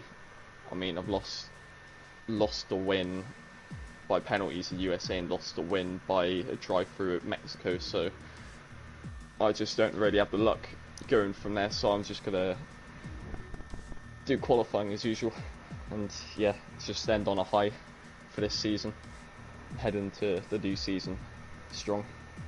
Yeah, it will be really interesting to see, of course, how that all unfolds next week and indeed next season. And while I have you all here, there's an announcement coming from me next week regarding my future in FRL. So get excited about it because you want to listen in. But, Jensen, well, now that you've said that... Wait, no, ignore Jacko. He's just very excited after his Drive the Day performance. Yeah, I may as well just leave the party now and then have done with it for the final race of the season. But there we are. Thank you, Jensen. We'll now move on, of course, to Zero. And Bunty, you're taking this one. I mean, Zero, would be very interesting to know what's your initial thoughts after a P4 finish around one of your favourable tracks on the calendar. How did you feel that race went? Would you say you outperformed yourself today, or do you think a podium was on the cards? Yeah, definitely a podium was on the cards. I don't understand why even though I was the last guy to go on the intermediates and still the only one to get a puncture out of it, it's still beyond me, so it's pretty much just lost whatever I could have gone. It just went away with one pop, really. Yeah, and in terms of qualifying, you qualified P4, one of your best of the season, a 6.2, just below a 6.2. put you right up there. Do you think in terms of qualifying that could have possibly stuck you with Jensen, who obviously won the race? Do you think maybe a better qualifying position, you could have got anything more out of that lap to set you up nicely in those first couple of laps to stick with the top 3? Of course, it could have, but then again, never know what happens into turn 1, so it could have been all over there, so it's pretty pointless to think about what could have been if I would have qualified that half a tenth faster or not, so... Yeah. And was that your kind of plan in terms of going long on those inters and then pitting late for the sauce? Oh, sorry, another pair of inters. Was that your kind of plan to possibly not get a puncture and maybe even go all the way to the end, or did you know it was going to dry out right at the death? I was expecting it to actually dry up a bit earlier than it did, so my plan was not really go that to the end on those inters, but just until there was no visible spray. And as soon as the spray ended, pretty much the tire popped and there was nothing to do after that, just to pit and get whatever is remaining of this race. Yeah, we see, very disappointing result, but you did manage to, one of your few times, qualify on the sauce, which put you in good stead for the whole of the race, sticking with Brock the whole time. Do you think possibly if you didn't get that puncture, you would have been around Brock possibly to capitalise and get a second podium of the season? Yeah, I feel like I had the pace to get to the podium, but he, in the sort of damp-ish weather, he just got such a good exit out of the corners that it was pretty tough to even try and get close enough. But every time I got close, it just felt like the straights weren't long enough. Yeah. And in terms of Abu Dhabi, your teammate is obviously not going to do a last to first challenge. Do we expect maybe mediums or a pair of sauce for you to gun for pole again? And which obviously you were only just under a tenth off today. Do you think you'll be going back to your usual medium qualifying strategy, or do you think you'll be going back on the sauce like you did today? Nah, I was thinking more of like wet weather tires or intermediates. Okay. Well, best of luck in terms of Abu Dhabi. Hopefully you get just one place higher to get into that podium positions, and obviously commiserations on a unfortunate puncture. Thanks. And now we'll move on to Macho, who of course finished in P6 here out on track. And Macho, you had a really good battle with T-Hawk, continuing on that F2 rivalry. Talk us through that race. Yeah, well, I had a decent qualifying. I expected more, to be honest, because I think I had the pace. But yeah, then the start. Well, I always have a bad start. I don't know what it is. I maybe need to practice them more. But I came behind Brock, and I think I had better pace than Brock. But yeah, I was just stuck in the DRS train, and I was driving with a lot of wing compared to the other guys. So yeah, I was saving ERS, and it went well because I expected to hit the rain way later than it came. And then I pitted too early for the inters, and I lost a lot of time. And then there was a VSC, and Black Box was behind me, and he was pushing me. He was almost overtaking me under the VSC. So I picked up the pace, and then I got a drive-through. And then after the drive-through, I had really good pace in my opinion. But when the rain hit it, I went to 4 front wing instead of 2, so I was even slower on the straight, so I couldn't overtake. But if I was on my own, I had very good pace, and I think I had a very good strategy because when the VSC came, the second one, I pitted for new inters, and I had really good pace, and everyone was struggling with tire wear, and I wasn't. But then it dried up way too fast, and then the softs were faster, and I was way too far behind the leaders to drive to the end with the inters and make positions. So I decided to pit for softs, and then tried to get the fastest lap of the race on the last lap, but it was still too wet, and I bended it into the wall. And came home 7th or 6th, I don't know. Yeah, I believe you came home 6th, if I'm not mistaken, which was still a good result from you. Just talk us through that drive-through penalty, though. You mentioned that Black Box was basically shoving you and trying to force you to go a little bit quicker. Did that drive-through penalty cost you a possible chance for a top 5? Oh yes, definitely. Well, at least like I threw like a rock through my own window because I could have just been into the top 5 if I didn't spin in the last corner, I think. Yeah, I had really good pace, as I said, so the drive-through really destroyed my race.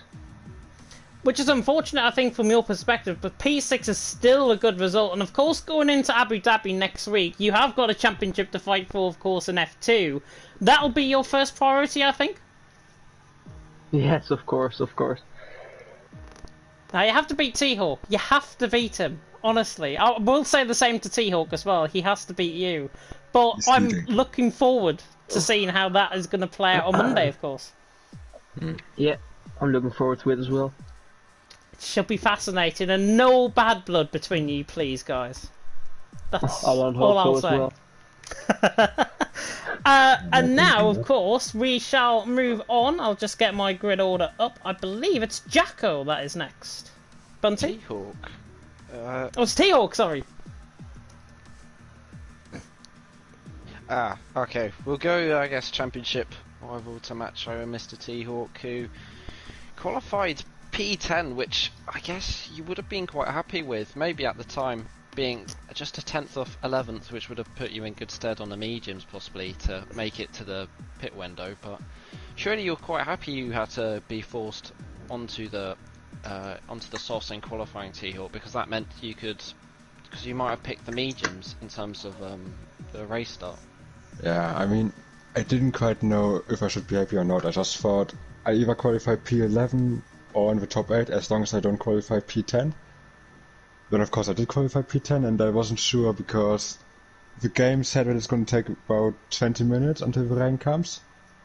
And I think that's about, I don't know, 10-15-ish laps, so just at the end of a soft stint, so I thought, okay, softs might be the better option.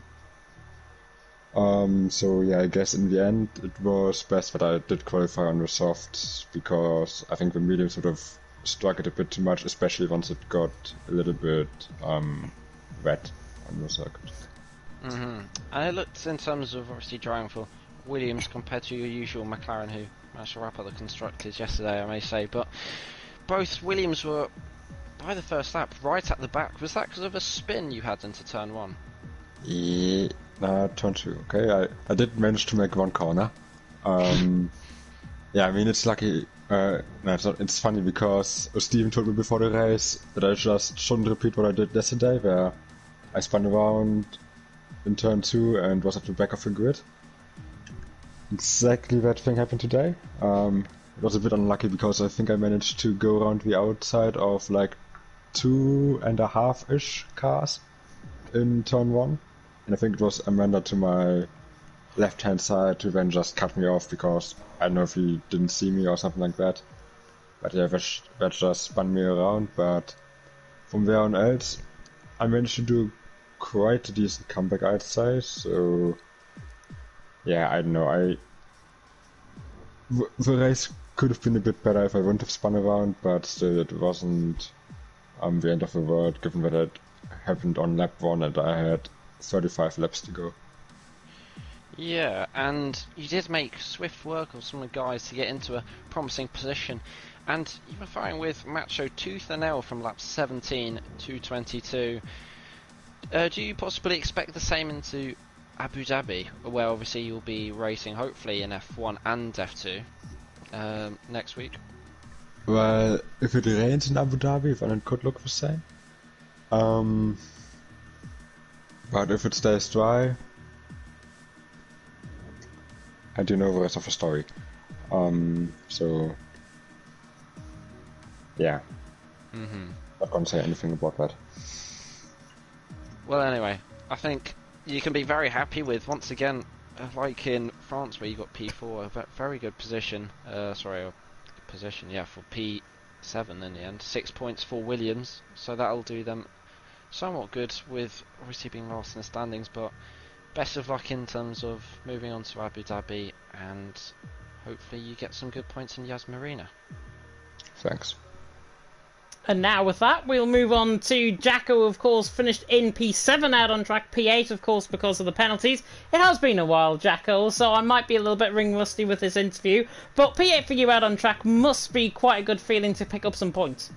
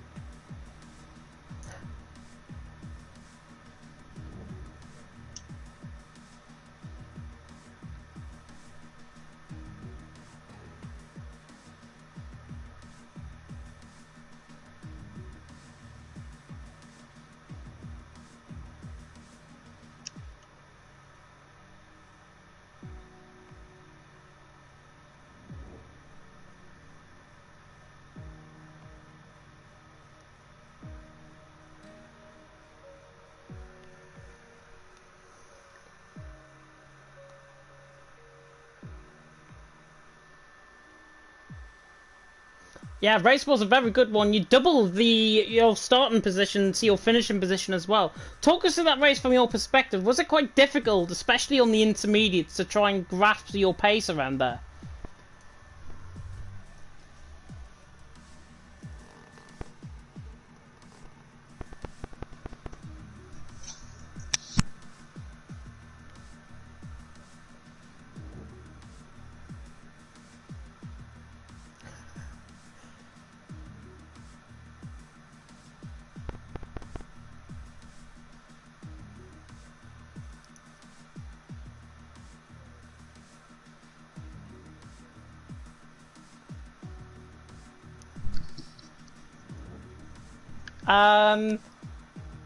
Somebody help me?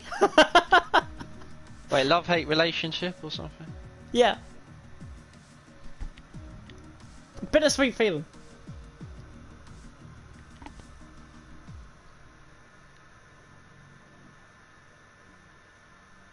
Yeah, he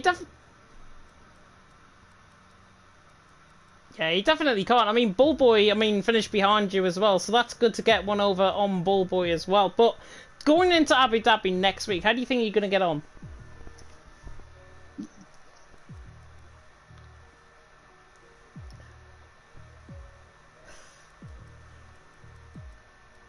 Abu Dhabi?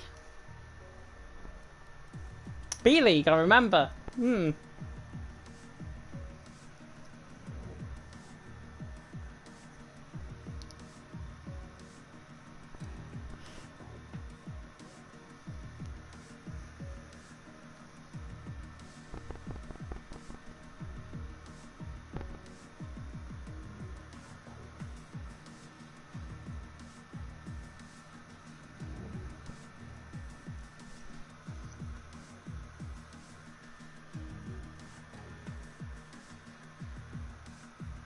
Yeah, well, you never know. You might try and emulate TFRL B-League and pick up a podium. Who knows what can happen around Abu Dhabi?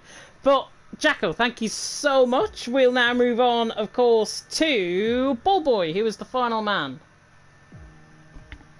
And hopefully Bullboy's here. Yeah. Good. Well, you actually had a very strong qualifying by your standards, P13. And did that slightly surprise you in terms of qualifying? Because you were right up there and you weren't too far off, maybe even getting into the top 10. Well, I know the gaps were quite small, but I think that's because of the track. Like, if it was Belgium or like a longer circuit, a much longer circuit than Brazil, then it would have been like 2 seconds off the pace I would have been, so... but no, the third lap was good. The first and second were just me practicing up for that final attempt, so I'm good to start on whatever tyres I wanted, of course, for the race. And yeah, you just were making silent progress, and then obviously you popped up with a very nice move on Hannah round the outside of turn 1, which put you in a P9 spot, which you didn't concede. So did you go for a wet setup in qualifying, or did you opt for a dry setup possibly to get you in a good position? No, I went for a dry one because I thought it wouldn't, like, it would be dry for longer than it would be, you know, raining, so... but I think I kind of messed up. I should have started on the softs or the mediums, but I thought the rain would happen a little bit later than it did, so I was hoping to take advantage of maybe people pitting or their tyres going off, so that never happened. But yeah, and also near the end of the race I didn't realise my tyres were at like 95%, so yeah, just before I was gonna cross the start finish line, I think on lap 30 something, when I was in P6, because I was thinking I could stay out until the end, but yeah, I didn't want to have a puncture or anything, so I took the safe option and took home 2 points in P9. Yeah, obviously you don't want to, I guess, beggars aren't choosers with another 9th place after Mexico, but did you feel possibly if you put together your perfect race weekend you could have been any higher in terms of positions? With the tyre choice at the start, pitting at the exact right time, because I think even when it was time for inters I probably could have pitted a lap earlier, but I'd say, yeah, P9 is great, but yeah, like you said, if everything went according to plan, I would have been a lot closer to P8, 7, Amenda, sort of P6 range, so, but it doesn't really matter. I don't think I lost a, you know, position in the championship, I hope, in the drivers, although it doesn't really matter, I'm just gonna stay in like 15th or something, but, no, good to bring home more points and onwards to the final race. Yeah, I mean, I can assure you didn't lose any positions in the drivers, and good for you. Mercedes' hopes of getting 3rd in the constructors are still alive, obviously. Oh god, sorry. I mean, you outscored McLaren anyway, but you've already got 3rd in the constructors in a bag, I just realised. But oh, yeah. nice. Moving on to Abu Dhabi, do you think you'll be able to, I think rain is out of the question given the nature of the track, maybe have some more safety cars, and Abu Dhabi can be quite a penalty hyper zone, especially in the final sector. Do you think maybe we'll be able to capitalise on that with a late safety car? I'd say yeah, but there is never, I cannot remember, it's been such a long time since there's been a late safety car, so unfortunately, you know, even if I get no penalties and no warnings, which will probably happen, and everybody else gets about 20 seconds, I'll still be 21 seconds behind everybody, so I wouldn't even, you know, make the advantage up, so oh well. But we'll see what happens, anything can happen, so, you know, just gotta, you know, not crash, not make any mistakes, and just hope for the best. Well, I think generally you can take P9, so well done on a strong 2 points to Mercedes, and best luck in Abu Dhabi. Maybe you can possibly sneak into the top 5. Yep, thank you very much for the stream as always. Commentary. No problem.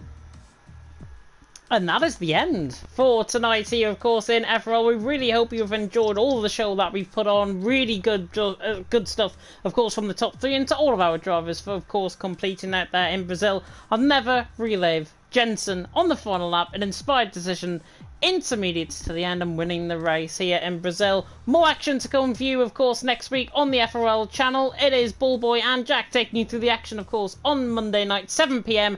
The title decider between T-Hawk and Macho. Fisticuffs, I think, all around in F2 on Monday.